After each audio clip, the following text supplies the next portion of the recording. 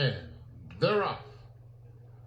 Irresistible Force was out alertly. Now here comes Riding the Storm Out, sprinting rapidly at the rail to take over. Sultry Kitten is in between horses third. They're followed by First Time in Forever, a joint fourth. Down at the rail, My Moon is making some headway, only about 3 lengths off the lead.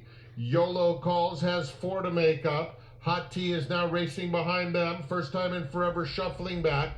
Then comes Strikingly, less than a half mile to go. And outside of Strikingly is Annie's Joy. And then it is a distance indeed to Bolt's Gal. Around the far turn, Riding the Storm Out, and Irresistible Force going at it on the front end. My Moon moving in from third, followed by Sultry Kitten fourth. Another 2 back to Hot Tea, who's 5 lengths off the lead as Irresistible Force goes on at the top of the stretch. My Moon running a very good race, moving into second. At the rail, Riding the Storm Out, followed by Hot Tea, who's trying to rally between horses. They're in the final furlong, and Irresistible Force has given them the slip. Irresistible Force, a convincing win. Scores by 2.5. Hot Tea was second. Sultry Kitten in front of My Moon, and then it was Strikingly to complete the super high five. Irresistible Force draws in and gets the money. The stars aligned and Irresistible Force won easily. You may recall in her previous race that she hopped a little bit at the start and lost some ground, but in this race she gives it her usual good start, jumps right out. She's the first one out there, and she maintains that momentum and goes right up to the lead. Being in the far outside post position, when she breaks, she goes a little bit to her right, but there's nobody out there, so it's not a factor at all. You can see there's considerable amount of bumping going on as the horses leave the starting gate, but we weren't involved in any of it.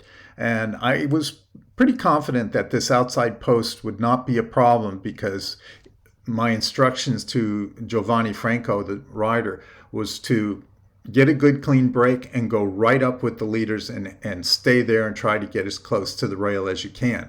And he stayed in the 2-path all the way. Now, you'll see the Force cross the dirt here. Now, she's given that a little bit of a bobble in the past where she was a little uncomfortable crossing that dirt there. But as you can see this time, it didn't faze her at all. It was as if it wasn't even there. Giovanni had a nice comfortable hold of the filly. He wasn't taking a big hold and putting the brakes on. He was just letting her coast, and she was really comfortable.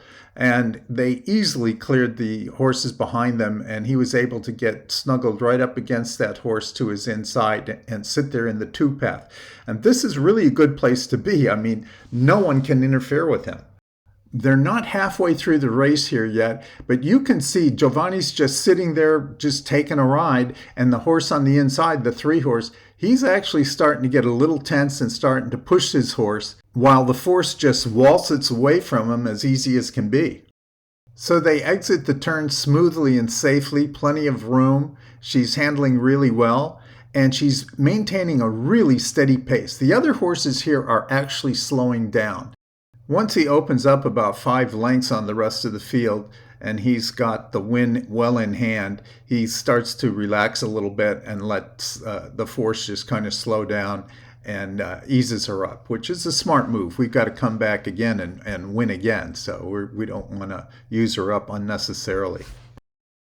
So congratulations to the members of the California Thoroughbred Racing Club. This is the club's first winner. If you're not a member of the California Thoroughbred Racing Club and you'd like to get the details of what it's like to be a member and how to join, just go to our website, www.californiaturfgroup.com. Thanks for watching and good luck at the races.